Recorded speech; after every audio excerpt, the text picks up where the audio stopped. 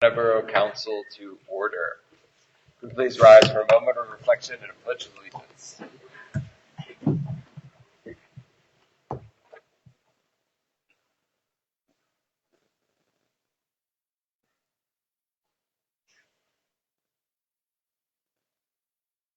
I pledge allegiance to the flag of the United States of America and to the republic for which it stands, one nation under God, indivisible, with liberty and justice for all.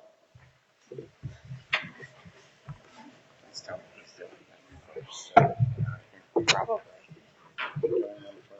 Are they in public comment? There's nobody on the sheet, I don't think. We'll do roll call and then we'll move on with our guests. Yes, Braun. Here. Bowser. Here. Maple. Here. Milnes. Here. Newell. Here. Carniso. Here. Smith. Here. Vanderneck. Here. 8 present, 0 absent. Thank you. Mr. Mayor? Oh, yes. Recording in progress.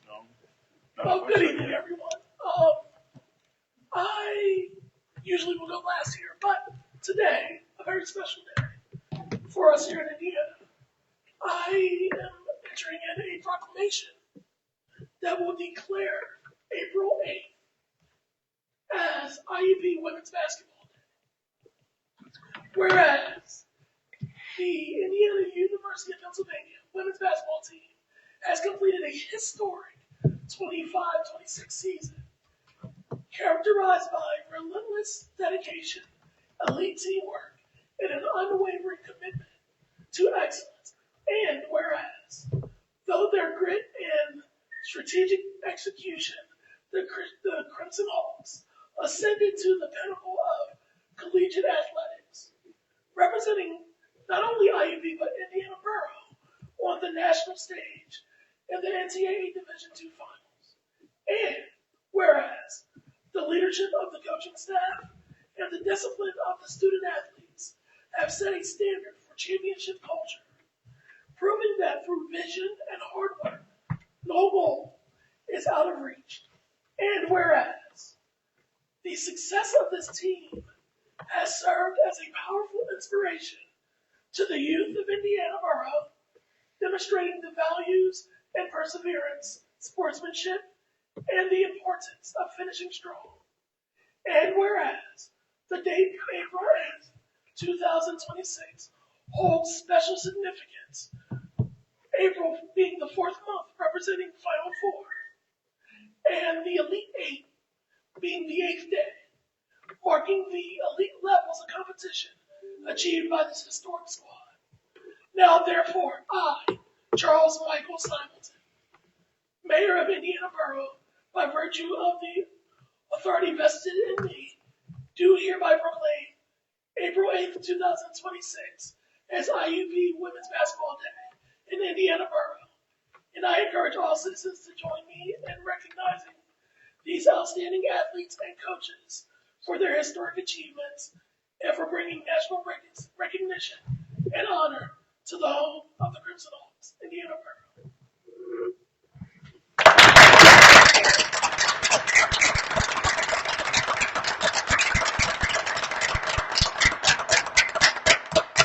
Along with the proclamation, I do have a few letters of commendation as well for some of the athletes as well.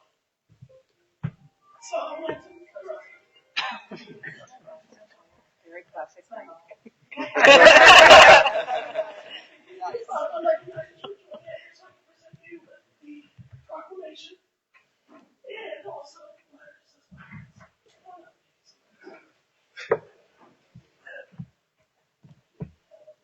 All of you. Welcome.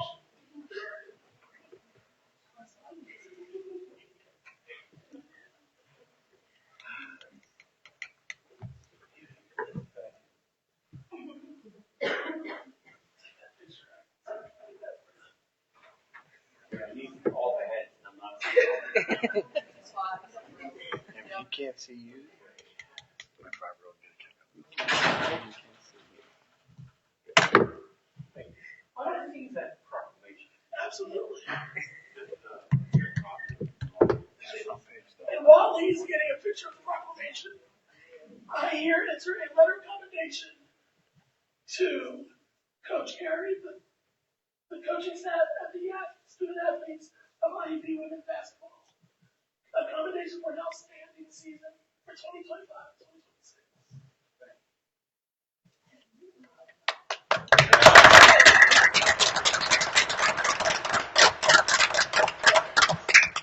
So this letter is to you, Coach Gary.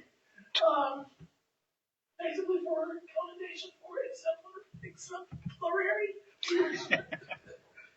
Thank you.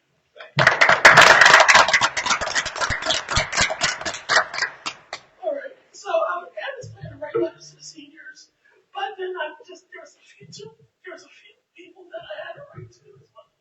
So I'm going to get that up here. So. Put it in order. It doesn't mean Miss Maggie, accommodation for an elite performance and championship.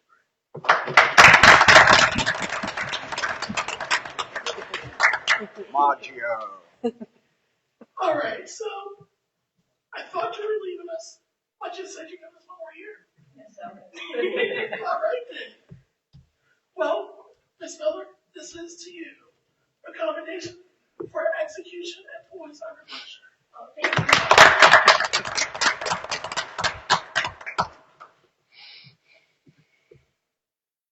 Ms. Weaver, accommodation for senior leadership and tenacity.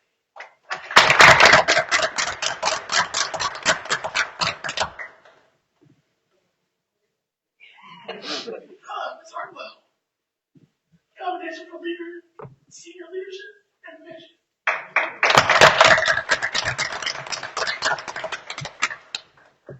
And Ms. Wilkerson, accommodation for selflessness and teamwork.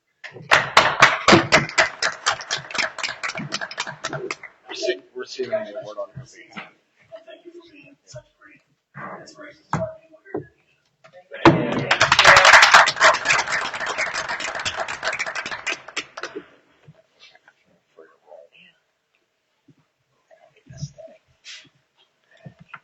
Trust me, they don't want to. You're welcome to stay. You're welcome to stay, but you're going to see municipal government at its finest, and Yeah. I'm sure there's 10 other things you'd rather do.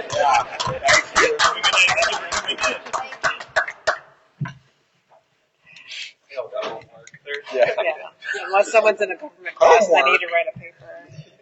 Homework. All right.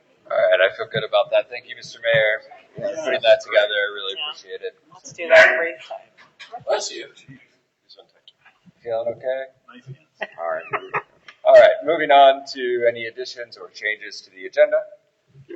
Jonathan, if you want to add that to the update from Yeah, Luke is going to provide an update on our resolution under old business. Okay.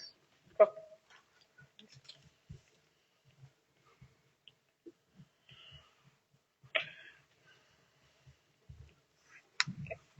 Any other changes or additions, deletions?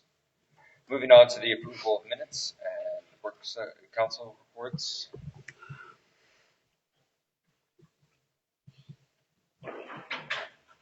A motion to approve the March 3rd, 2026 council minutes. There's been a motion to approve. Is there a second? Second. Second by Betsy. All those in favor, please say aye. Aye. All opposed? Ayes have it. Motion passes. I move to approve the March 17th, 2026 work session minutes. Second. 30 seconds. All those in favor, please say aye. Aye. All opposed? Motion carries. I move to approve the February 2026 financial report. Second. Carries. Seconds. All those in favor, please say aye. Aye. All opposed? All right, motion passes. February financial reports are in. Do you have public comment? Was anyone here with us today wishing to speak public comment? You have 3 minutes, and we ask that you sit in this chair in front of us. No? All right. Well, thank you for joining us, and for those of you online. Moving on to committee reports. We'll start with administration.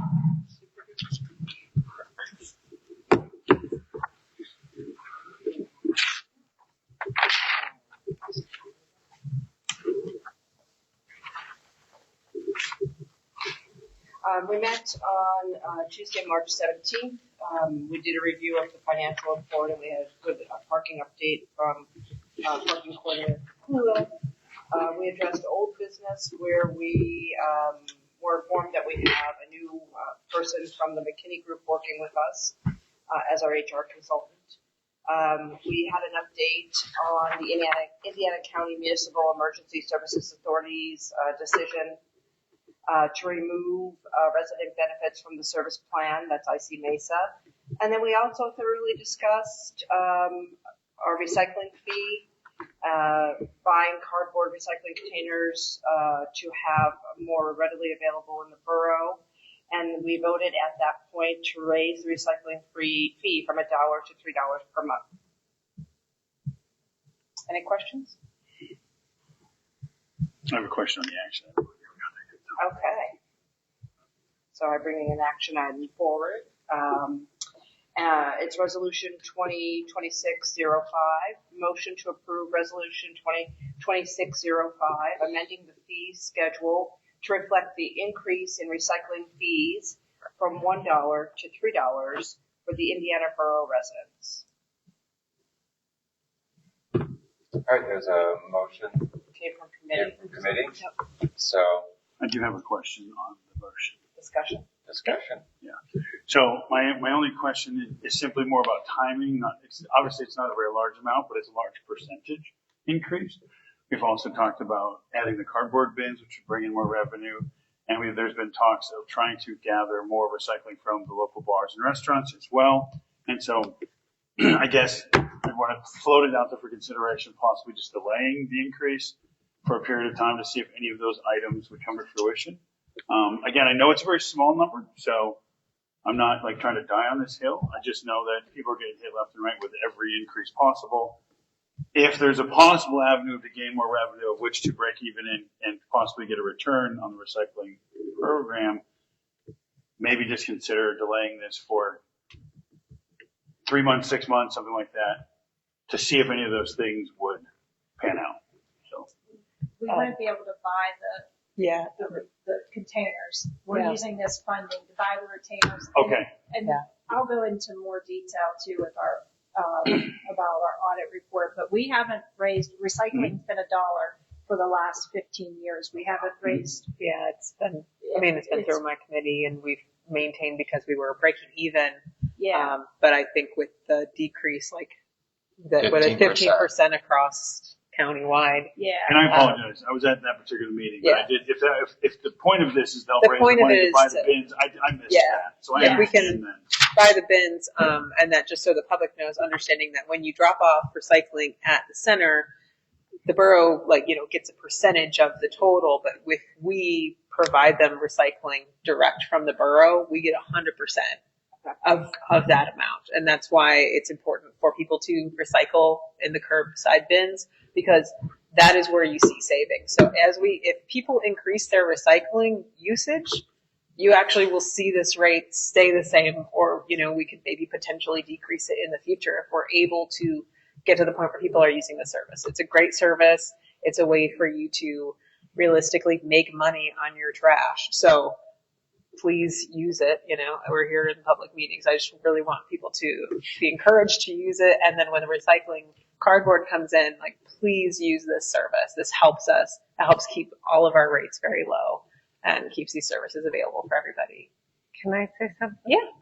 I think that because I also had issues with it going up. I mean, I'm on a fixed income basically, more money than some, but with everything going up, like gas for cars, my thought was it's only, a couple dollars, but that couple dollars could mean a lot for people. It could be like gallons of milk. So I think if you make them understand that if they recycle, that the price could possibly decrease in the future. It may go down a little bit better. Yeah, Which is what that's- Casey had yeah, said, it's like so. the idea is that I if we collect here in the borough, we make get sure 100%. they understand that. Right. If people just go out there, we do get a percentage, but we're not getting everything that we're recycling. And the borough historically has been the number one recycler. And so to be able to capitalize on all those returns, that's why we've been able to keep it so low. I mean, I've seen people like historically. throw stuff in the garbage, and I just I like do go, it's not supposed to go in the garbage. Yeah. And to think like, yeah, you're saving yourself money by putting it in the bin. Right. Like you're actually paying the fees for yourself. So, please Well, use those services. I like the cardboard box idea because I drive out there, like I save mine up and drive it out, and I was getting ready to offer it to somebody that I see they have a bunch on there, and I've seen them put it in the garbage before. I say, I'll take it for you, Yeah. But I think that's a really good idea to have it in town.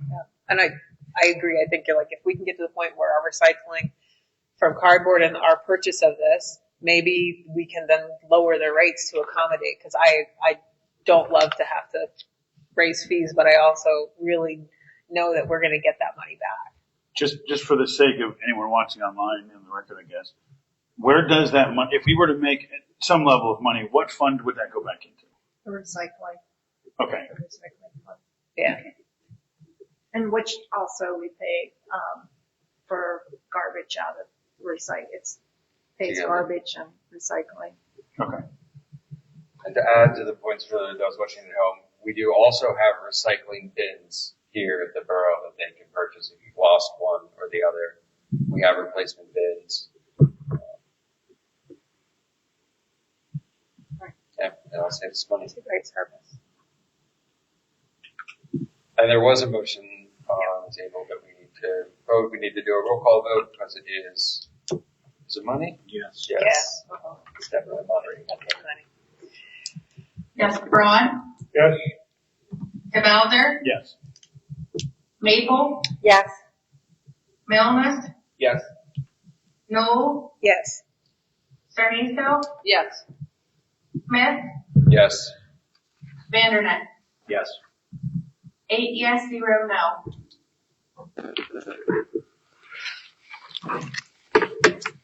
All right. Let's speak to community development meeting.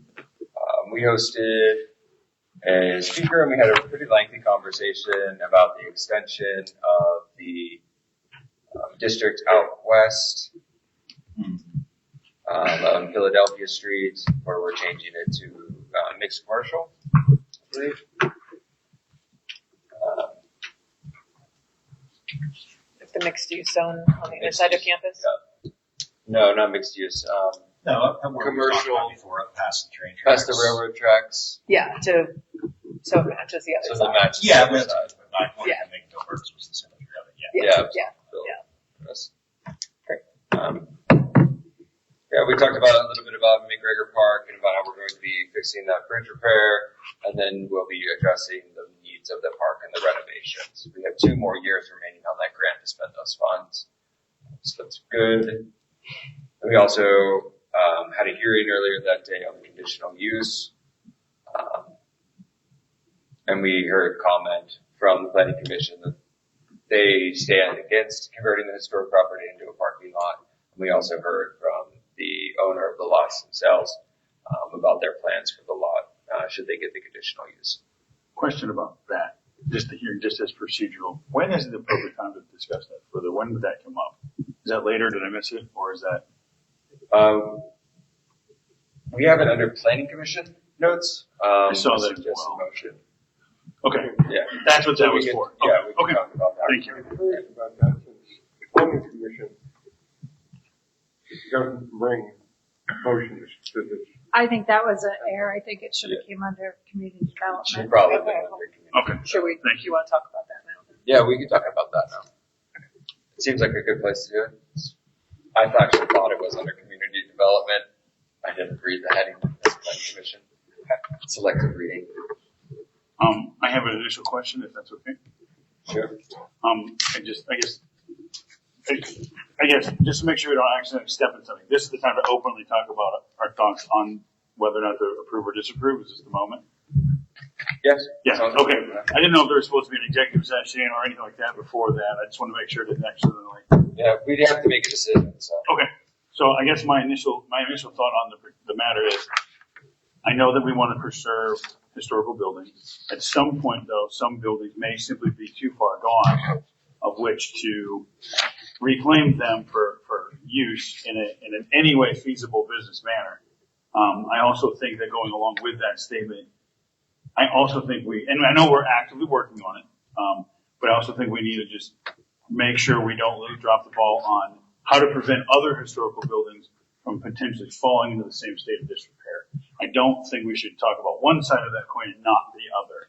This one sounds like it's very, very far gone, in my opinion, based on what I've heard.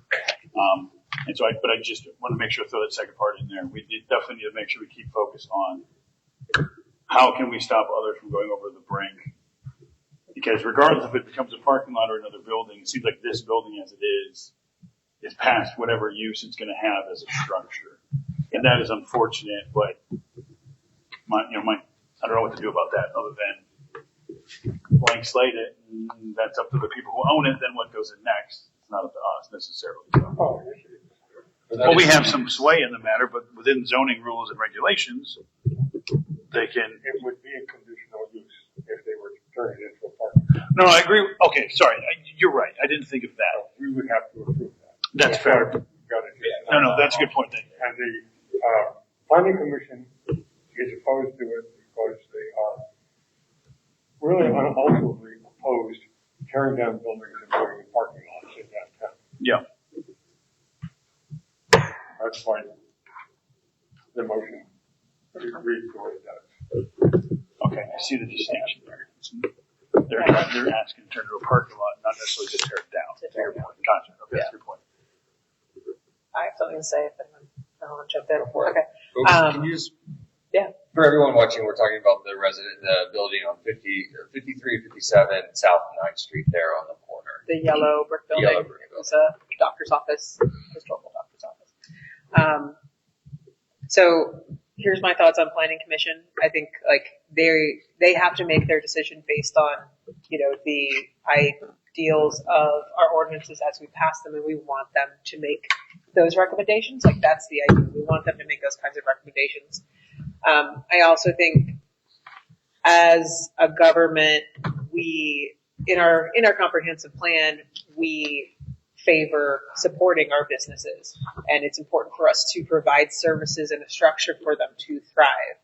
And part of that structure that we provide is parking services. And there are some areas in town where just geographically it's difficult for us to provide those services everywhere. We have small municipal lots, but they really don't provide the kind of parking needs that many of the larger buildings that we have in town. And with the change in, we have a campus full of students and many of them have cars. That was not how things were back when that building was a student rental. Not every single student had a car, but now we have a lot of vehicles that we have to house somewhere.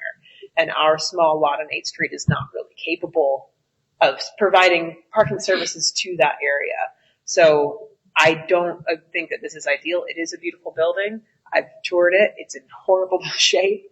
And I agree that it would be very financially unwise to purchase that building and think that you could put anything in it with zero parking.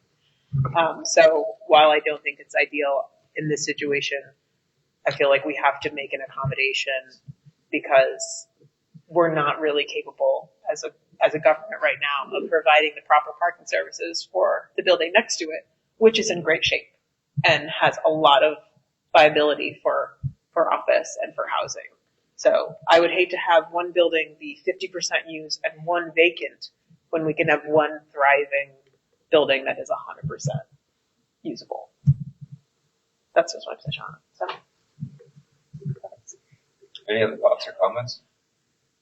I would like to beg to disagree with Stacy in that I know my feelings are at odds for those of a large percentage of our residents. But I think we have loads and loads of parking in downtown Indiana. Maybe not at the door of the building you want to go to, but parking is always available. I have never in the 9 years I've lived here, ever had trouble finding a parking space in downtown Indiana. I may have had to walk 2 blocks, but that's not trouble finding a parking space. So, while I agree that the building itself is probably not viable and should be torn down, since it would not be feasible to fix it. I still am reluctant to approve the precedent of turning buildings into parking lots. So I'm going to vote for the resolution the way it reads. Can I ask Pat a question? Speaking of precedent, would there be, for future cases, any grounds of like in the lawsuit losing based on approving this one if we didn't approve the next one or the one after that? Well, anytime a governmental board does anything, it can be viewed as precedent. Okay. Okay. So if you deny it, that could be precedential. Okay. Sure. If you approve it, that could be precedential. However, as with most things, if your decision is based on the facts that are in front of you, you aren't necessarily bound by precedent, because every building that comes in the future may be in a different state of repair. Okay. Whereas I don't believe anybody looking at this building, and this is where it gets dicey, is it's kind of like 2 questions. I don't think there's many people that think that building can be saved. I was in that building 10 years ago and didn't think it should have been saved then. But that being said, the issue is, what do you put in its place? Whether that be a parking lot, whether that be green space, whether that be a new build. Those are things that sometimes aren't they're in our control, but they're not really in our control. Because what I see happening here and in other locations and other municipalities is the building just is let go even more than it already is. Then you get into a situation possibly where now we have code violations. Then you get into a situation where the owner doesn't pay taxes and it becomes a tax sale. There's all these things that could happen, and it's all speculative. Don't misunderstand me. Sure, but we could up ending 10 years but then collecting a bunch of fees. It could be a mess that ends up costing the borough to eliminate the situation. So, it's a very tough decision, in my opinion, because knowing what the intended or the requested use is, if somebody came in and said, hey, we want to tear that down and build a new building in its place, we probably wouldn't think twice about it. Right. But that's not the situation that is in front of you. So, yes, does it create a precedent? Sure. But most precedents can also be fact-based. And every case that comes before you will be different factually. So, thank you. Do we know, I wasn't able to be in the work session or whatever this was, is this parking, do we even know this, is this parking for tenants of the building next to it, you're saying, or will it be a pay by space rental law? It would be parking for the building itself, from what was the testimony given. So the first 2 floors are occupied, and then there are apartments and places that they can remodel, but there's no place for them to park. Now, they do have parking under the building currently, but it's not enough to have for tenants. So it's people to live there. It's not necessarily for the public to use. One thing that was brought up that I do think, should be considered if folks are interested in approving this would be to approve it with conditions that included a vegetative barrier, which we use in the mixed use zone, and requiring it to go back to planning commission so that they can get a better, I wouldn't approve the parking plan As it was. as it was. I don't find it to be acceptable. I didn't think there was enough parking, and I didn't think there was enough barrier. And like in some of the mixed use zones where we have rules about you have to have a hedgerow and you have to have a decorative space, and it's not just, hey, we're mowing it down and this is just a concrete square.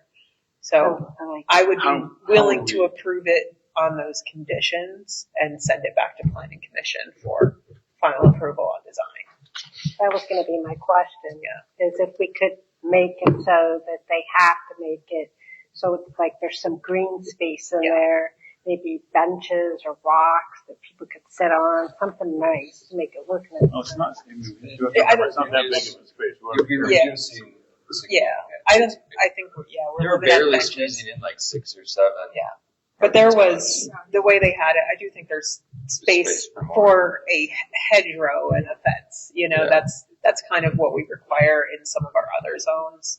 And it would be, I feel like appropriate to match that. Something that keeps the corner. Didn't they talk about doing some kind of a plaque or something, because that was like the first hospital, like doing something nice? Yeah, it seems that they're open to changing that design. That design is an old design that they didn't even create. Yeah. They just brought it. Well, it was, oh gosh, I forget the gentleman's name. Was it Ron? Is that his name? Ron Marsh? Yeah.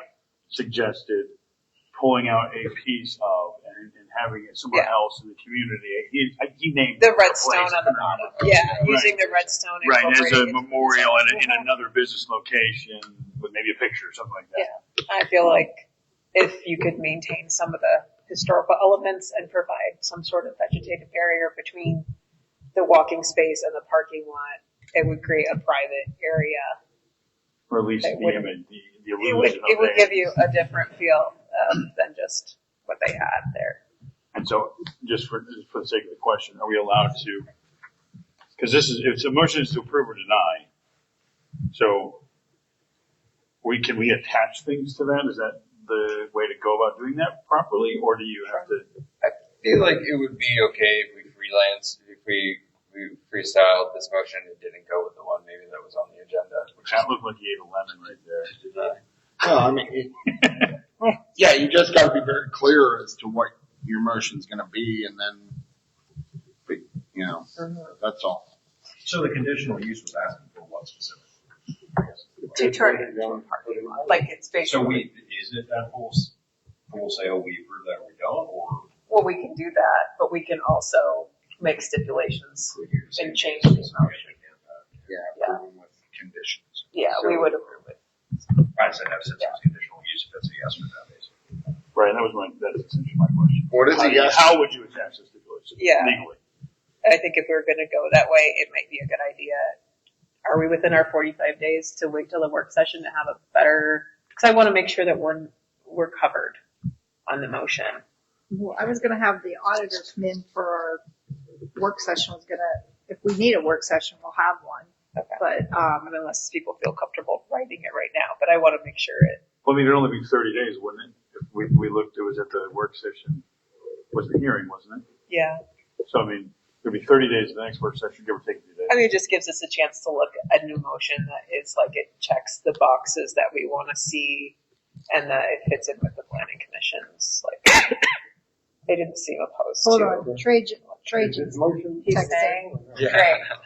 There is no motion on the table yet, I believe, Peter. No. They can approve the use and deny the design.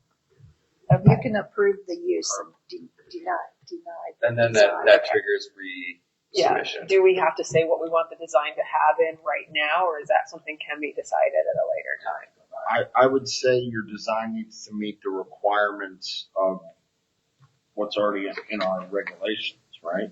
We have those stipulations. Verify that with Trajan, but I From think, planning commission. Yeah. Under, I mean, they have their guidelines that they have to follow with regard to parking and vegetation and all those things. Okay. So, I think you can approve the conditional use if you choose to, and then just state that that conditional use must. Trajan, can you hear me? You can talk. Yeah, I can hear you. Trajan, do you agree with what I'm saying? That the planning commission has rules and regulations in place for parking and vegetation and all that? Well, yes and no. Yes, in regard to, yeah, that's correct. But the idea of a conditional use is to apply additional conditions beyond what's in the ordinance to ensure it maintains the character of whatever the goal is overall. All right. So if the council were to table this and come back at the work session, would you be able to work with the appropriate committee on council to put together the ideas that we've discussed here this evening? Yeah, that's no problem. Can I ask a question just of all of you? Like, if this thing's clearly not meeting guidelines of planning commission, why did it get all the way to coming before council if that's the case? Because, This is just well, yeah, steps Trajan. to, Because it's, Why are they you gonna- guys have to, planning commission can't vote on it. It I has don't to. get that, but at no point in this, do they say this is, don't take that design, council's not going to meet our requirements. That's Well, what you're kind of saying, right? This use as a parking lot in this zoning district is a conditional use. So planning commission doesn't necessarily have a say in it. They can make a recommendation throughout the process, but this use, like I said, because it's conditional, it has to go to council. I get that. I guess I'm just confused with the process. Why would a design be coming to us that we know anyway isn't going to meet what we want? It's my question, just kind of procedural. well, I don't think the design's coming to us, the approval of, You guys are referencing The first design that we saw. right. That's what I'm saying. But that design was woefully inadequate from Yeah. what I understand. It was, Yeah, so I guess, I mean, what I'm saying is there any way in the future be like, So I guess- present that, we just need to cut it. Right. Trajan, correct me if I'm wrong. If the council were to approve the conditional use, that's just saying, yeah, you can tear down this building and you can put a parking lot there. However, you have to come back and give us the parking lot design. Is that correct? I would say yes. I hesitate because I'm not sure, like you guys were talking about before, if the specific conditions have to be within the approval. But I mean, I think naturally the developer would be willing to go that path that you just described. So approve the use, like I said, not necessarily the design, but allow that to maybe work with planning commission, work with community development, whichever group it does. Once the design meets, like I said, their satisfaction, then they can go ahead and move forward. yeah, like, isn't it traditional that we have conditional use? That's a separate thing from the design approval process. So like they a design, but it's not, that's a different process than this. Oh, they just have to show us. They show us a No, design. they weren't asking approval of that, is what They- you're saying. Right, I'm They just saying, like, I happen to think be it's what they traditionally separated. Does that make sense to you? So could They we just not- happen to bring. So, okay, I'm not, we're still. So- It's not regularized. So we could say something like a motion to approve the conditional use pending design approval? Yeah. Yeah, that sounds great. Yeah, I think that would work. You Are might we- want we to got read there. that motion again, so Lori gets it. Yeah, so, on the conditional use hearing for 5357 South 9th Street, there's a motion to approve the conditional use pending design approval.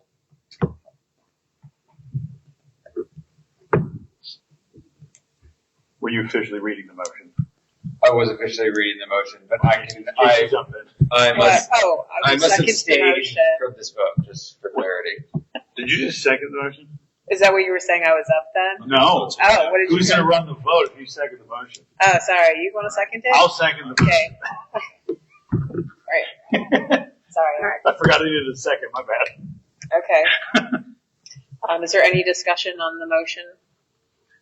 Any additional discussion? No. We want to do a roll call or? Okay, let's do a roll call, make it clearer for Lori. Sure. Thank you. Braun, This is We're to, voting on this new motion to approve it, right? to approve pending design approval. I don't like it, but I'm not gonna vote against it. So, I have a choice of yes or no, so I'll have to say yes. DeBowser, Yes. Maple, Yes. Milnes, I heard. Thinking. He's not a thing. I'm formatting the sentence because it doesn't make sense. I'm gonna say, so it's gonna come back to us again. Just the Yes. design. The design will. So we're not approving the usage. Just the We design. are You're approving the usage. You're not approving We are the not design. approving the design that they submitted. We're saying okay to a parking lot, but you need to show us a pretty picture first. No. Noel, Yes. Deniso, Yes. Smith, I abstain. Vandernet. Yes. 6 yes, 1 no, and 1 abstain. What was the grounds for the abstention? I related to the developer. Okay, there we go. Sorry. I should have made that clear. I just didn't want to weigh in. Okay. Why did I just say, Yeah, there were a lot of things that could have been. yeah, no, I related to the developer. Okay. The property, or prospective property. Thanks, Trajan, for jumping on. Thank you. Technically, he doesn't have to say why he abstained, right? Well, I mean, he offered it. I'm just I saying, would but just technically, you don't have to, right? there are. I'm an open book. You can do Yes, it. thanks for your transparency. For transparency's sake, Yeah. it's nice. I was going to say it at the beginning, but okay. Up next is public safety. That's way longer than I thought. No, Sorry, I gotta that's go good. to It the was page. important. That's good. There we go. All right, so public safety, we did a lot. We heard from the Indigo Public Transportation folks, considering a possible grant application, or opportunity rather. Jonathan takes fantastic notes. For anyone who wasn't there, read them. And so we heard from some resident, or a specific resident who was touching on what many other residents have, and we also have, is the safety of Philadelphia Street and the people, pedestrian traffic. We also got to have a bit of meet and greet with one of the officers. I'm going to get her last name wrong. Malcotti, thank you. Officer Malcotti came and told us a bit about herself, and we got to get to know her a little bit better, so that was pretty neat. And we also had the not the first ever, but the first in a while, specific invitation from one of our community partners. The Alice Paul House was here to talk with us and shared with us quite a bit about what they did and what they stand for. And yeah, and then I don't want to say kind of run of the mill from there. We had various other things reported from the fire department. Since ambulance wasn't in attendance, I don't believe. And No longer. so, I was. yeah, the fire department was right. And then I think those were the big highlights. There's a couple action items here I'll get to in a moment. But we were talking about the St. Patrick's Day in advance. Okay, yeah, I think those are the big. Parking continues to look great at Davis Dock as well. Oh yes, thank you. That's a good one. I was going to say, I would just, if I can add, It's like Chiefs, it will be every month. It's a highlight, or periodically it'll be highlight community partners and an officer. And being a systems family therapy guy, it's really cool to see the way Chief sees how different systems connect with public safety. And it was really good. Alice Paul, you can tell I saw a family, probably 3 families that week. I was like, hey, check out Alice Paul House over there on my month. So thank you for that, Chief. And thank you for the update on Danny's Taco. I forgot about that one. That was a. It's looking great. The signs are there. The sidewalks clear. Yeah. Okay. Chief, you were nodding. Were you going to touch on Danny's Taco later, or just agreeing? Yeah, I was just generally agreeing that it looks good. Wonderful. Comment. Yes, sir. They were talking about whenever Indigo buses came in about revamping the shelters and stuff. Correct. And I was thinking, now this is I'm just spitballing here because this can go to a different committee, but contacting either the art department at the high school or the university and have students paint things for the side, the bus shelters. They're very bland. It's just glass and a black frame. So like just having something there to catch people's eyes and maybe remind them. It doesn't have to be transportation related. Sure. Just they get to share their art with the community. Once they're built, who owns them? Indigo. Okay, so that wouldn't necessarily have anything to do with this grant per se, but that's an interesting idea. Well, part of the grant is to fix those shelters. I guess immediately my head went, I bet you there's people that would do that anyway with permission. Yeah. That's where my head went. Yeah. Yeah. So no, that's a very interesting idea. I like that idea. But yeah, the grant would be to replace and repair existing shelters, which includes trying to find working. Which we already had that plan, one of our comprehensive plans. So there's already in the bike plan. So there are already shelters where there's not, that we already have them in our plan. Have we shared that with them? Yes, Yeah. we connected Eden, and Eden had a meeting with Oh, great. them already. So It was like Garrett's idea is already in the works through other channels. Is that what you're saying? Yeah, because we applied for this same grant almost. So we're combining it. And, Well, all right. Then. Yeah. That's great. I guess I don't even follow up on that question. Yeah, magic happens when But that's people work good. together. It's so true. All right. Any other questions before I go to the action items? No. Okay. In which case, there are a few motions here. We have a motion to approve the Pennsylvania Jazz and Blues Festival on Saturday, May 23rd, 2026, at the following locations: Philadelphia Street from 7th to 9th, 8th Street from Gompers to Nixon Avenue, and IRMC Park. The application includes an open container waiver. It is from committee, so it does not need a second. Any discussion? All right, there's a motion on the table. How about some discussion? If there is any. Is this an adjustment in their scope or size that requires it to return to council? So this is the second year of their expanded size. So expanded last size. year they expanded it from IRMC Park onto Philadelphia Street. So assuming that you're comfortable with how that looked last year, this would be the same as last year, but it's brought to committee, or excuse me, brought to council because they're not yet within that 3-year window. From the original. Correct. Okay. Any further discussion? All right, Rock and roll, or jazz and blues. Jazz and Blues. Let's get it. We'll do a Voice vote. voice vote. All those in favor, please say aye. Aye. All opposed? All right, the motion carries. All right. Next motion is concerning the American 250 parade, excuse me. Suggested motion is motion to approve the American 250 parade on Friday, July 3rd, 2026 at 6:30 p.m. for the following blueprint: Philadelphia Street from 11th Street to 5th Street plus IRMC Park. Yeah, I think the original motion, I don't know if I need to say this, but the original motion had an open waiver container request, which recommended from committee to approve it without the open waiver. Wow, open container waiver, excuse me. Yes, correct. If I didn't just confuse you. So Yes to the parade and no to the open waiver. No. Wow, I did it again. Open container waiver. Sorry. We got there. Is that due to the fact that it's such a large space, it's hard to really maintain proper safety?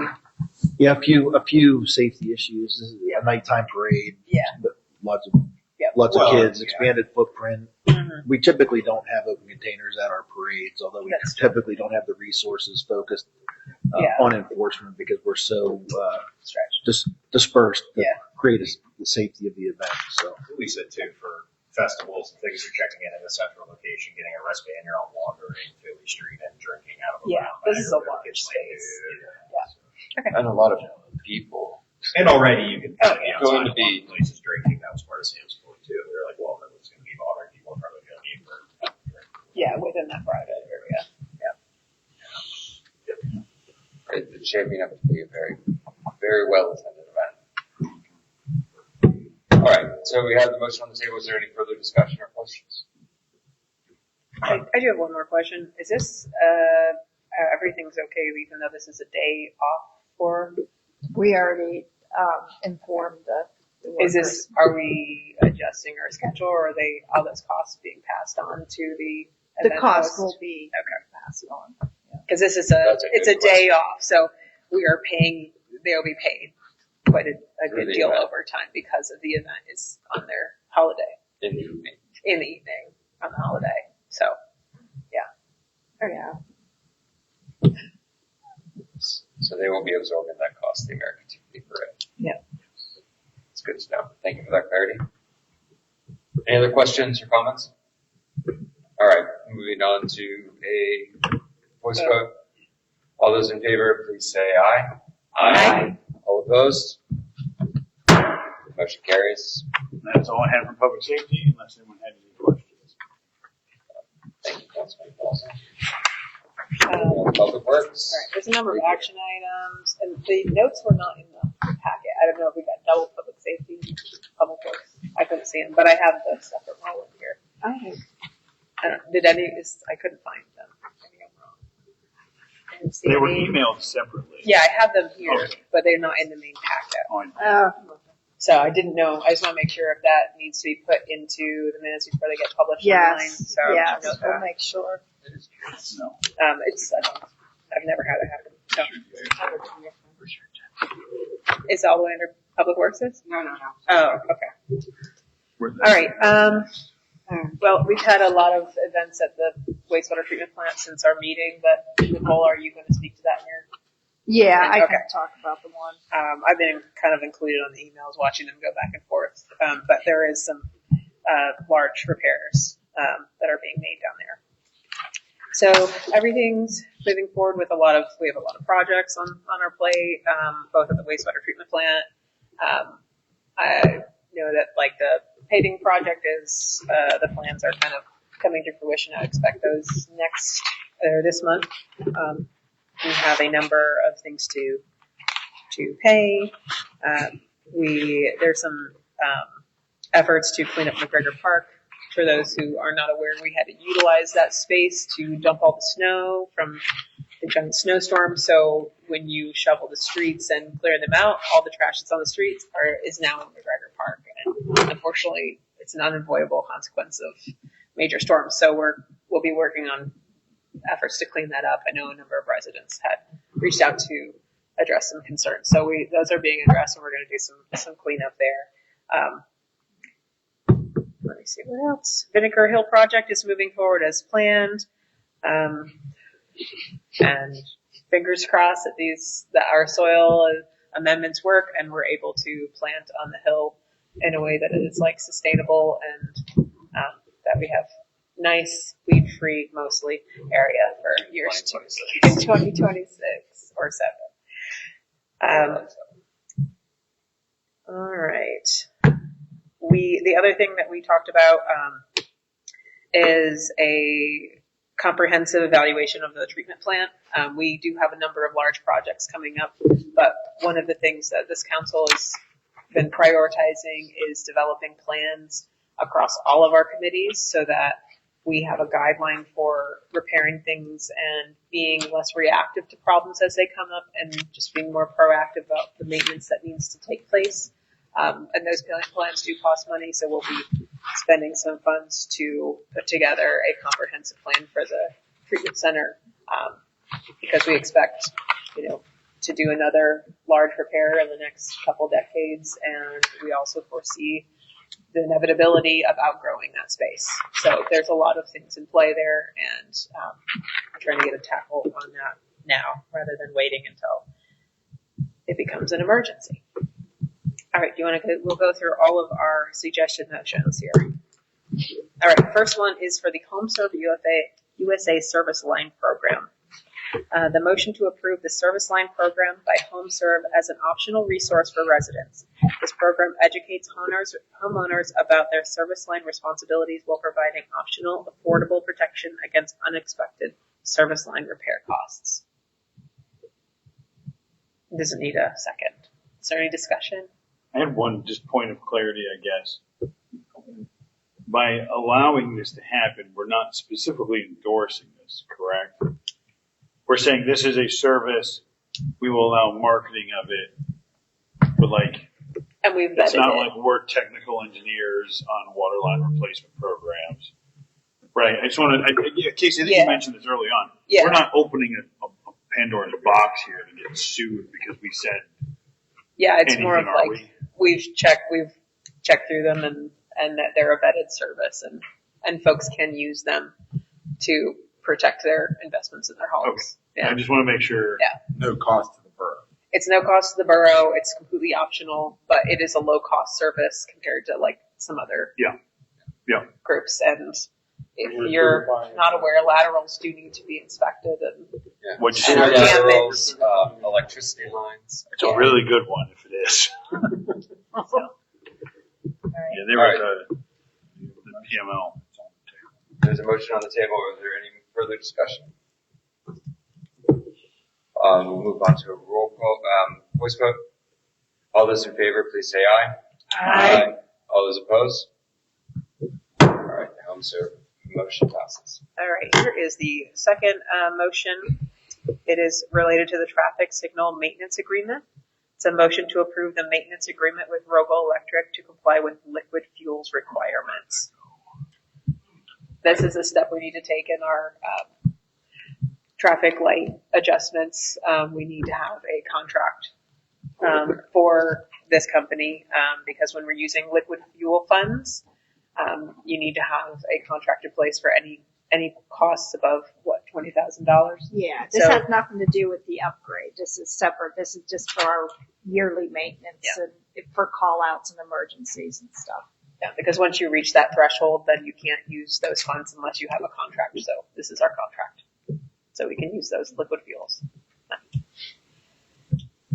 Are there any other further questions or comments on the motion? All right, we are spending money, so we'll need to do a roll call vote. Yes. Broad, Yes. DeBelzer, Yes. Maple, Yes. Melvin, Yep. Noel, Yes. Cerniso, Yes. Smith, Yes. Vandernet. Yes. 8 yes, 0 no. All right, here's our third motion. This is related to the wastewater treatment plant electrical work. This is a motion to approve pay application number 9 submitted by TP Electric LLC in the amount of $2,764.97 for electrical work on the wastewater improvements project. All right. Are there any questions? I have no clue what that project is. I just know it's one of the many things we were working on. It's the first one. It's the first one. It's the one we're doing now. Yeah. Not Headworks. It works. It feels laughably small doing the total numbers on this. I think we're winding down. This is like the 400,000. end. Yeah, we're kind of winding down on the, Yeah, this How's is the that? ninth pay. yeah. Their 9th check. Yeah. All right, we're spending money, so we'll go move on to a roll call vote. DeBelzer, Yes. Maple, Yes. Melvin, Yep. Noel, Yes. Cerniso, Yes. Smith, Yes. Vandernet, Yes. Broad. Yes. 8 yes, 0 no. No, because you're supposed to rotate it. I know you're supposed to, but it's just All right, this is a final motion out of committee. You retired, Peter. I don't know that.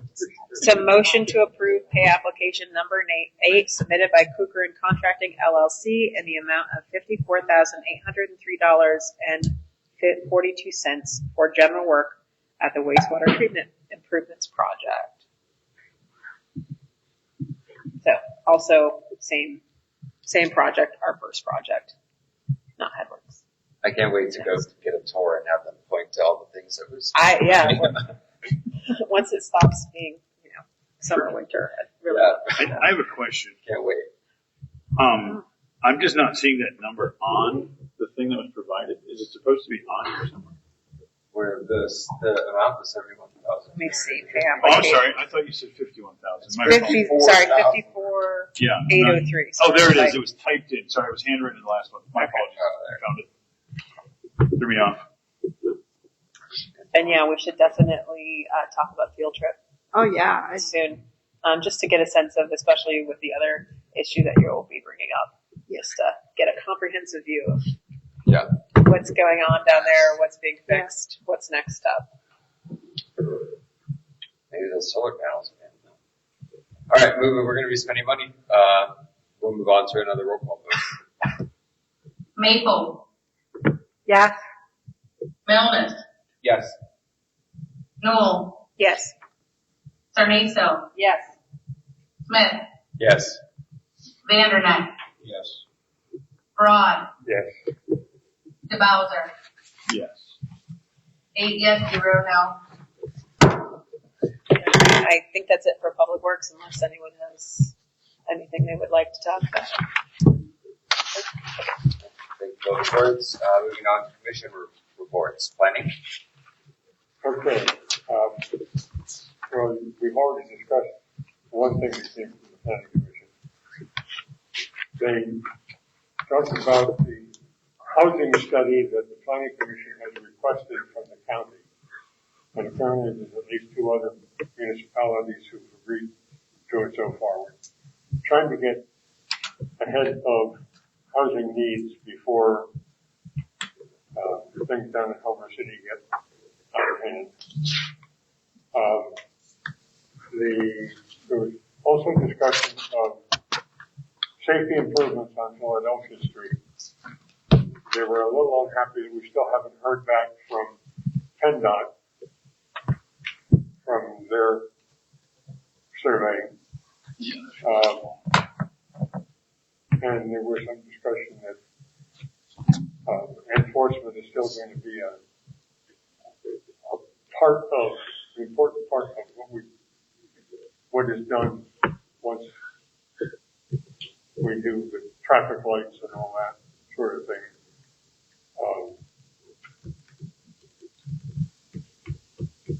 And then we had a conditional use hearing on the conversion of the building to a parking lot, and you can see in the minutes there what they talked about, and we have taken action. So, and Nick Harris was really upset about how we call it dropping coal. There's only one truck in town that does it. You know what that is, right? That's when they call it, I thought they called it rolling coal. It is what it's called. They called it dropping coal. It's where they have the coal. oversized exhaust pipes and blow black smoke out as they go by. Well, it actually has nothing to do with the exhaust pipe. It's a kit you can put on your truck. Well, that'll actually. It's like it's in the back, right? Yeah, It comes up. I haven't investigated, so yeah. I don't know the truck. Yeah, some trucks have switches you can It's flip. not particularly neighborly. I think that's the intention. Can we ban Not it? at all, neighborly. Not really. I saw it uptown. You're not supposed to have tinted windows, and we have those, so I don't know. Yeah, we're going to enforce it. Have you seen it? It is concerning. I've seen it plenty of times. Knock it off. Anyhow, I'm sure they're listening. that's planning. Thank you, Peter. Up next, Shade Tree. I think this will be my last meeting as the council rep, as Kathy will take over. I don't believe we've seen February minutes. Oh, she just emailed them late today, like Okay. to When look I- up. That was from our last one. That was from We have a draft from March. We've not seen anything before that. It's March, I have it. Oh, So we met just last week on March 30th and discussed the Bare Root Tree Project. We were approved for planting sites of 14 trees that will be marked on Philadelphia Street as well as North 6th Street. They continue to work on the ordinance revision, and the subcommittee will reconvene to finalize a couple changes that'll come to the commission in April, and then to Pat, and then to us. Spring planting will consist of a handful of trees that homeowners have requested. We hope to have 6 more done on Water Street, but the priority will be the tree requests first, and then Water Street, if not done in the spring, will be added to the fall.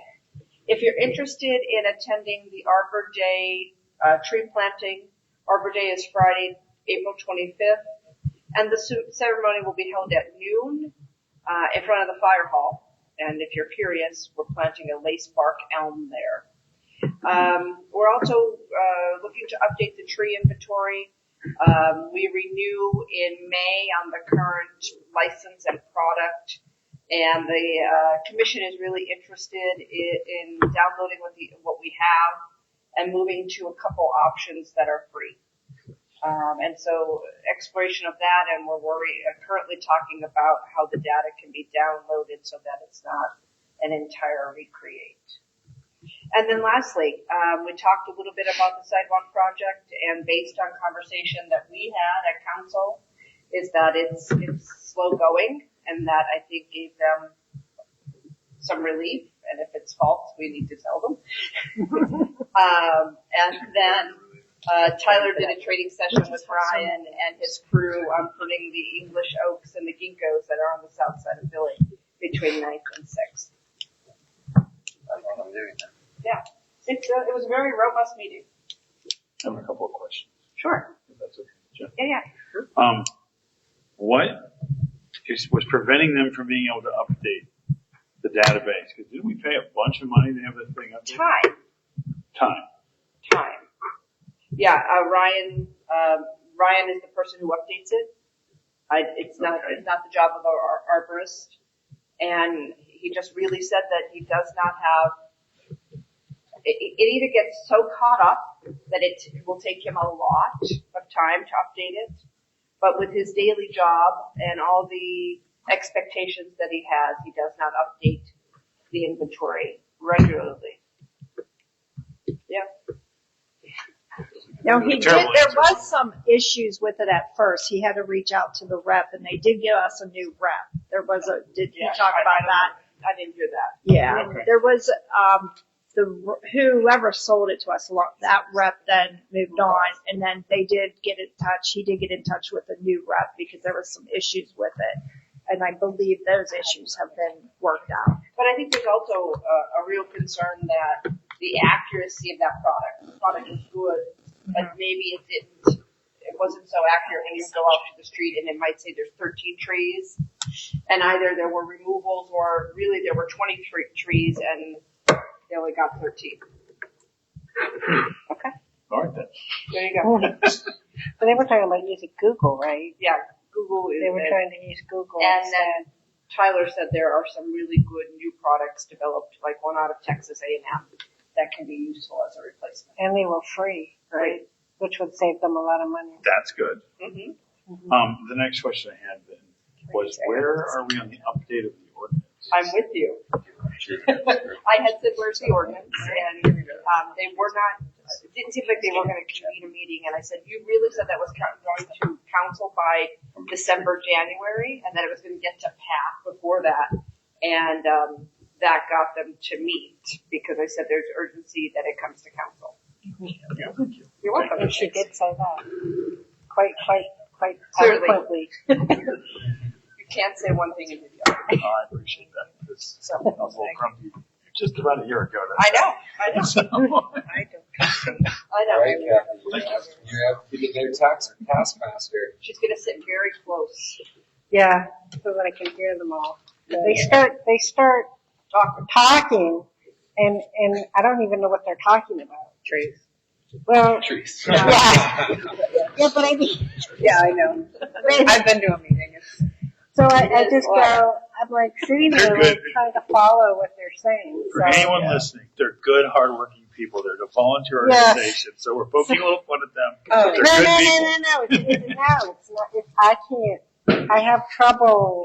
I have hearing aids. Yeah. So when too many people are talking at the same time, I mean, you might have to and they're be talking an about stuff enforcer. I don't They could use that, like, hey, let's one at a time, raise hands, and enforce Robert's rules.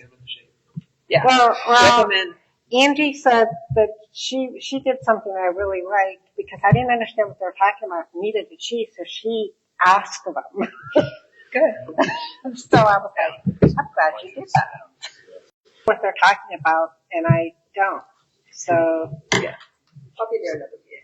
Yeah. All right. All right, moving on to personnel reports. Nicole? Okay. Last week or a week and a half, I attended the Pelres conference up in Hershey. Good conference, couple days conference on code of conducts, a lot of labor negotiation topics, FMLA, workplace policies, but same, a lot of chiefs, a lot of police chief was there, a lot of other borough managers, so a lot of connections, talked to a lot of different people. Everybody's in the same boat, we all have the same issues, all the same problems, and I think when talking to them, I feel like we're kind of ahead of the game in a lot of our things that we do here, so it's pretty impressive, I think, with what we've accomplished on certain things. So I can brag about that, I think. We did have an issue that came up in the last week and a half that's going to be coming to Public Works, but we had to move fast with it. We had down by our detention tank, we had a sanitary sewer breakage. It kind of collapsed. There was a collapse in it, so it was we had to get an move forward with like an emergency permit, get a contractor, and it's going to run anywhere from it's kind of quote that I did get. It was going to be anywhere from $125,000 to $150,000 to fix this pipe and get the pipe. The pipe should be here by the end of the week. Kukrin, who has done multiple work in the borough with the sewage plant, is going to be the one replacing the pipe and getting it back. Stifner Broad, our Bill Sosserman's been involved. Brad, they've been up at the detention tank. So when it rains, if the detention tank was filling up, they had people on standby there running shifts. And we were able to get a hold of everybody we needed to get a hold of, get the permits started. And so it's one of those situations that you don't plan for, but that's what you need the reserves for. It's how important that, we have those reserves for the sewage, operating or sewer maintenance and stuff like that. So it's a lesson that we need to start really taking into consideration our lines. These are older lines, and that's, when we talk about this, big headworks project, this is the reason why we need to do and keep moving forward with the outreaches and these sewer maintenance projects. So we just finished up the audit that was submitted April 1st. The auditors will be here at the next admin meeting to give their report. I'll put them on at 6 o'clock. They'll run through it about a half hour and they'll update the report. I haven't heard anything negative. I think it was a good audit. The pension reports were filed on time. That was done on March 31st, so we were good with that. And Jonathan, the mayor, and Trajan, we did a little interview with the business magazine. Did you guys get the link? I just got the link to review it, and it's actually pretty good article. So it hasn't gone live yet, but that's something to look forward to. So Trajan connected that, and it actually is a pretty good article, and I'm excited to when it launches. So we'll keep you guys apprised of that. So that's all I have to report. Thank you Yeah. for all your good work. Yes, and thanks to all the Public Works and engineering and Roland and everybody that worked. Yeah, they did a good job. And just watching it all happen was pretty great to see everybody working together. I know. It's just, I think the one time Bill Sussman, the engineer, said, I said, man, there's so much. He goes, we are so busy. Like, we do a lot here. We have a lot going on in this borough. Like, a lot. Projects and funding, grants, and just a lot. Yeah. We had I think we need to put this somewhere. I had my first steering committee meeting with Nicole in the evening, which was good. Oh, for We haven't the, updated. oh, yes, that's right. That was good. Well, we need to remember to add that onto our meeting. Yeah, whatever. We're all gonna have to do it. Yeah. So I For the foundation. For the For the Yes. foundation, yeah. So glad to get a, yeah, yeah. All right, Chief Shaw. Thank you, Mr. President. I wanted to provide an operational summary for 2026 weekend activity over St. Patrick's Day. That will be March 20th through March 22nd. And what's being passed out is a memo that I issued to Mayor Simelton on the 31st of March that I wanted to share publicly with council and the community today. So from 7 a.m. Friday, March 20th to 7 p.m. Sunday, March 22nd, Police Department responded to a total of 164 calls for service. During that same period last year, we responded to 168 calls for service. This should not indicate a less active weekend environment. Many of our calls we handled over this weekend were significant safety concerns and required a level of omnipresence in specific areas that, of course, required us to be at a distance. So there were 52 offenses charged during the weekend as compared to 36 in 2025. And there were several arrests ranging from fugitive from justice to firearms offenses to DUIs and traffic offenses. Additionally, we have responded to 3 crashes, 8 medical emergencies, and we investigated 2 shootings and 1 sexual assault investigation and multiple physical assaults over the weekend. We had cooperation from parking, public works, and code enforcement throughout the weekend. We also had participation in town, both working together and independently with the IEP Police Department, the Pennsylvania State Police, not only members of Troop A, which is an Indiana barracks, but also liquor control enforcement agents, their mounted patrol units were visible throughout the weekend. Our assisting agencies also included Indiana County Emergency Management, Indiana County District Attorney's Office, Indiana County Sheriff's Office, Blairsville Borough Police Department, Indiana Regional Medical Center. They provided equipment, funding for specific enforcement details, investigative efforts, assistance with call response and custody holding and transportation and medical assessments of ill and intoxicated or injured community members. We had a great deal of community support from Michelle Freiling at IUP, Public Information Officer. Also, members of Summit Church provided warm meals for all first responders, both Friday and Saturday nights.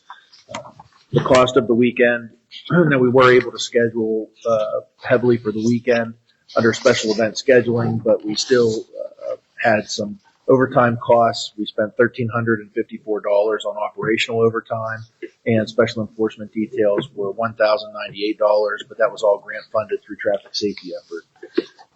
In summation, I'd like to present that the men and women of your police department, as well as the men and women of your public works, parking code, and administrative departments performed admirably on behalf of the community during all special events, really, and weekends of increased activity. Not only was your staff active and engaged throughout the weekend, but weeks of advanced planning and proactive relationships were required by all department heads to prepare for such a large-scale community safety response that's required during those weekends. The police department and administration's advanced planning included coordinating with members of our partner agencies, executive and stakeholder meetings of IAC, communicating with our business community, student rentals, student landlords, and meeting with IUP Greek leaders. Operational deployment and response for the weekend's police activity followed a detailed plan that was created by Lieutenant Slavinsky and executed by Sergeants Mike Ragliani, Mike Rayco, and Jeff Hogue. And all officers performed admirably in their patrol and criminal investigative units. On Friday, campus-adjacent gatherings started before noon.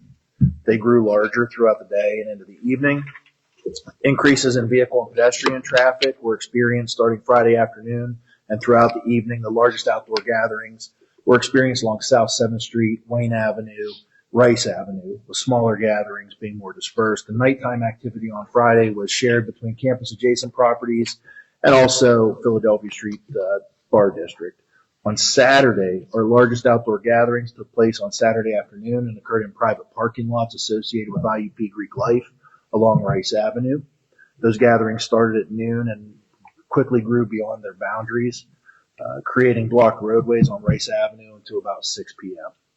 Although associated fraternities observed or demonstrated a vested interest in risk management, planning, and guest safety, my personal observation and professional observation was that the crowds grew so large with so much early drinking and all-day drinking that they became overwhelming for the host organizations to maintain an adequate level of control. Even so, the atmosphere, level of cooperation, support, and respect from our Greek life continue to be something that's worthy of being emulated for years to follow. The gatherings along the Rice Avenue corridor concluded between 5:45 and 6 p.m. on Saturday afternoon, with several hundred people filling Rice Avenue. Multiple fights broke out. Those gathered intentionally lingered on roadways, requiring a significant police resource to regain order, maintain open roadways, and return public safety. Into the night, there were 2 reports of gunfire. And again, hundreds of people gathered and lingered along Philadelphia Street and sidewalks of the Bar District, again requiring a significant police resource for safety. Many of our arrests did not involve IUP students, but the influx of our visitors and the increased police needs should be directly attributed to the weekend's activity. Regardless of arrest statistics, crowd management and community safety required the assistance of every partner that we had. And we're very grateful for the presence of the Pennsylvania State Police and their specialty units who were instrumental in crowd dispersal and quickly de-escalating circumstances that could have otherwise been much worse. Overall, professional and effective handling of the weekend and all circumstances encountered because of the advanced planning and coordination and all of the leadership throughout the weekend from all of our great partners. We could not have been as efficient or effective without the Sheriff's Department, the District Attorney's Office, the State Police, IEP Police, Emergency Management, and all of our first responding partners to support the community. As in years past, Summit Church has appreciated and demonstrated care for all of our first responders over the weekend with warm meals. And finally, I thank our student residents for their support and respect of our public safety effort over the weekend, and for their continued respect of our ongoing mission. And as I've told you many times, it continues to be an honor to lead your public safety efforts. And then the weekend report from March 20th to 22nd. Second comment I'd like to make is just a continued update on traffic safety progress. So I'd just like to reiterate that our March public safety meeting, I reported that since February 10th, staff has been working on modifications to the traffic safety infographic and frequently asked questions that are soon to be made public. It is public? Okay, that is now public. On February 12th, Manager Cephas obtained an engineering services agreement from Gibson Thomas Engineering and Philadelphia Street Signal Modification Project. February 17th, the engineering agreement was brought to Administrative Committee and work session as an action item. Also on February 17th, we were made aware of PennDOT's Automated Red Light Enforcement Transportation Enhancement Grant Program. That application should be open here in the next week or two. And so our communication and grant coordinator and the police department and administration are going to be working towards some traffic safety related items under that grant heading. We continue from the police department to do traffic counts and vehicle data on side streets so that we can understand what a comparative impact will be when our traffic signals change to volume and speeds and the corridors that we feel are going to be most affected. After our last public meeting, members of our community wanted us to broach a conversation or suggested that we begin broaching a conversation on putting the ex-pedestrian crossings back at some intersections through town. We can, again, late March, we had a conversation with several partners, including our senator and representative, PennDOT, Gibson Thomas Engineering, and the Center for Economic Development, just to talk about all things traffic safety related in town and how potential changes in one area will certainly affect traffic in other areas and safety in other areas. So we want to make sure, and we are making sure, that we have a comprehensive approach to traffic safety. My next update will be provided to public safety next week along the same lines that I just reported. So that's the traffic safety update, and I have nothing further to report. Thank you. Thank you for your work. Solicitor? I have nothing to report. No news is good news. Nice to not have legal problems. And the report from our IUP representative, I believe, was in your packet. Some highlights here. Safety Sciences and Environmental Engineering Department are receiving an old U.S. Department of Labor Ocean Training Grant 2025. Congratulations. Federal money is not easy to get. IUP history is featured on PCN College History Series. Project. Oh, yeah. A little quiet for the class yet. Okay. Soon. Soon. Yeah, and I've heard that they're just trucking along with that med school. Things look good. They have upcoming events. The women's basketball will play a PSAC tournament. That's old. That's all. They already won. That is, they won, and we just celebrated them. This is an old report. I was here earlier today. It's been a long. Yeah. Well, that's all I have for IUP representative. If you'd like to find out more, you can read the agenda. For my report, I just wanted to say thank you so much to our police officers, our code departments, and everyone who worked on IU patties to keep our neighborhood safe and orderly, manage that great influx of people, and also Dr. Driscoll and the staff at IUP, and of course Betsy and her work with the Greek life. I think it's impressive that we can start to dread the American 250 parade internally, but it'll be okay. Yeah, it's gonna be. I think it's gonna be like nothing we've ever experienced before. It's like a Christmas parade with nice weather. With nice weather, it's fireworks.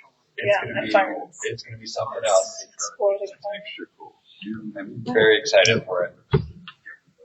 But that's my report, and I want to thank all of my fellow council people. It's really a pleasure to work on this council and with these people who come to the meetings prepared, great comments, you think through things, you get information out there, and I really appreciate working with such a proactive board.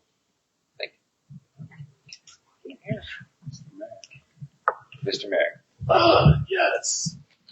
Absolutely no fireworks during that parade. I want to echo basically everything. Thank you to everyone for hard work during IU baddies, first responders, EMS. Thank you for that.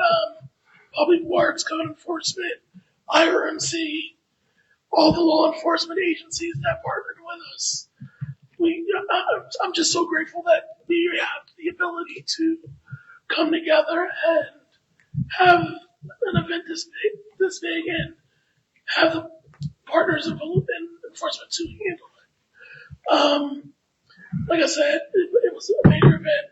I was out there with the chief, and then later was out there with Lieutenant, and I wasn't just in the cop car. I actually got out when he got out, and it was an event.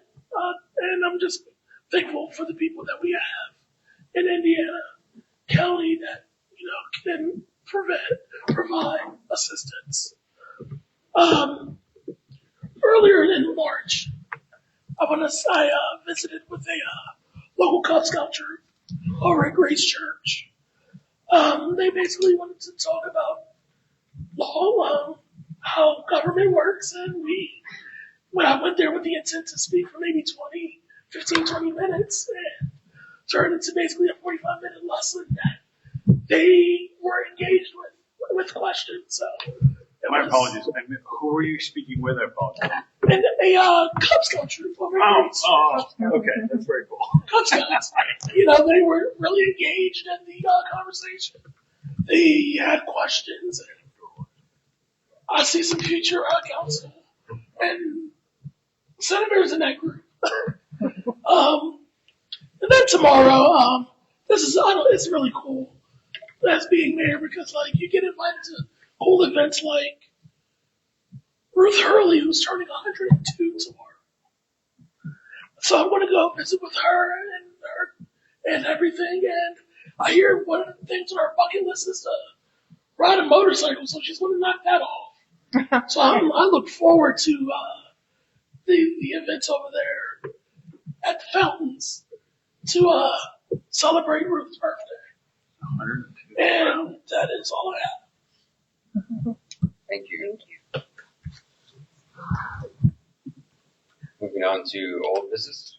Luke, do you want to give us an update on the resolutions? Yes. All right. So, turns out we accidentally submitted the resolution to the Pennsylvania State Association of Boroughs, which we're also a member of. But Nicole, the link you had sent me for submission was not to the Municipal League, it was to the Pennsylvania State Association of Boroughs.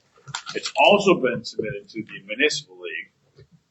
And so the reason I specifically wanted to bring it up is because this body said, yes, let's send it to the league. And then I actually sent it to the borough, the Association of Boroughs. So I wanted to make sure there wasn't any issues with that. They did say they would forward it along for consideration at their annual meeting. The PML has given me feedback actually just today that this particular resolution is outside of the scope of what they normally deal with. I asked for some clarity on what those things are because there was other topics. Casey mentioned some things that maybe we'd want to submit in the future. So I'm waiting on some feedback from them as to like what that particular wheelhouse would be. But the State Association of Boroughs said they would send it along. So it is still working its way through one of the two pipelines. And so I don't know if we need a formal action or not. I reread the resolution itself. It doesn't say the Municipal League anywhere in it. So unless somebody tells me we need to do something differently, I don't know what, Jonathan, if you want something done. It's already sent though, and I don't think anyone would have an issue with it, but it was an accidental forward onto that. That's not what I meant to do. So, there's that feedback and update, and then I also have a general request. If I do find other avenues, what would the desire be if I find other places that we may be able to forward this along? What's the right course of action so that I don't overstep, and become too individualistic as a body? What would the right answer be? Bring it to you, Jonathan? What would you want done? Yeah, I think you would bring it to me or bring it in advance and put it on an agenda. Sure. Just give us a little bit of warning so we can get it on the appropriate one. Sure. If it's got a specific topic, target one of our committees, and then bring it to the council like normal, like a normal agenda thing. I think we probably should. I think it's a very general, right? Yeah. It's like a general statement of, of values of what we want to see. Yeah, right? it was a call to the government of Pennsylvania is how the resolution read when I reviewed it to the best of my knowledge. That's how it's worded, and so I don't know it didn't seem an error to go to the Boroughs Association of Boroughs. That just did not seek approval to do that. So that's my fault there. Well, I guess we could acknowledge the mistake and we could authorize that. I guess if we would be so kind if we feel it's necessary. Well, I can propose the motion then to officially forward on the resolution to the Pennsylvania State Association of Boroughs, which I accidentally already did. But you leave that part out of the motion. I honestly don't think you need to. Okay. Yeah. You passed the resolution. It's a public document. Yeah. So wherever that gets distributed, if the media distributed it or whoever distributed it, I don't think there's any problem there. I just wanted to make sure I wasn't overstepping, formally speaking, by. Not just this was an honest mistake, but if I see other avenues, that's more. Yeah. So just bring it to you, Jonathan. We'll put it on wherever we think. If it's a new resolution, but we've already given the authority to with that one. Passed it. I feel like you could be empowered to send that public resolution on to the state anywhere. Or the Senate. You can send it. Yeah. I just don't want to overstep. So or any of our resolutions. Yeah. Well, the reason I should have brought this up as well because I did speak with some other folks. I didn't ask if I could name them, so I won't specifically name them. But they're concerned parties that also work in the space, and they had put me in contact with some other people that are moving. Not exactly like we are. Ours is rather general. Some other folks that are a little more specific. And so I just think many voices are easier to hear. And so I was going to reach out to them and just see if there's some level of collaboration, even if it's as a letter of appreciation and backing back and forth, some level. And I just didn't want to overstep. That's really why I wanted to make sure to bring it up. Yeah. I mean, I feel like you are empowered to, like, if this is your topic that you want to pursue, like, do what you feel like you want to do. That's great. Personally. Yeah, and I can give reports. Because we voted on the resolution, you're just sharing exactly what our values I mean, are. honestly, these conversations that you're having them because it's your personal interest, which might amount to something that influences your position on council or an outcome on council. You're not speaking for the borough. Well, that's why I want to make sure I'm not overstepping by bringing up a specific resolution. No, but if he provides the resolution that you pass in a public meeting, if you're talking about that and like doing research and building on that knowledge. Then if anything formal, okay, I'll give you a general report, and then if anything needs formal action, just give me that feedback, and we can. I like it that you have a special interest, and it's a good one to have.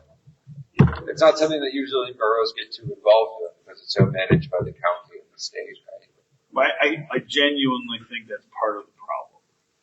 Yeah. Honestly, I'm not trying to heap more on this council, and I don't mean the borough council specifically, but I think a lot of people think, well, someone else will handle that, right? And about a variety. I think that's near and dear to me. You could say that that's how we got into a situation on Philadelphia Street as well. Like, it's not in it's not our road, right? And so it took a lot of force for us to get to where we're at, and sometimes it takes a lot of that. Right. So, and that's when things happen, and if you feel more is necessary, just let me know. Yeah. Thank you for having an active interest. I don't see any new business, upcoming events, and positive community impacts. I could use a good story. Third Thursdays are going to start soon. April 16th. Yeah. So that kicks off starting third Thursdays. Every third Thursday, there's a free concert and food trucks and vendors, and it's just a great free community event that everyone is welcome to attend. Bring a lawn chair, and there's usually kids activities, and it's a good community gathering. I have a positive community impact that we've seen. I want to give my neighbor, I didn't tell her I was going to do this, but I want to shout out my neighbor, Mindy, who has basically become our block grandmother. She reaches out to take care of kids in our immediate community. She's always very friendly. She actually helps some of the older folks on our block as well with taking out garbage, even mowing the lawn. She shoveled my walkway once, which was greatly embarrassing as I'm a professional plow guy. But she wouldn't not do it. She did it when I was out of work. So she's very willing to give to her neighbors, and she gets nothing but a smile and a thank you, and that's all she's ever needed. And so I just want to shout out my neighbor for a really positive community impact, specifically on the 1100 block of Church Street. Excellent. She got a name? Mickey. I didn't tell her I was going to say anything, so I don't want to say her last name.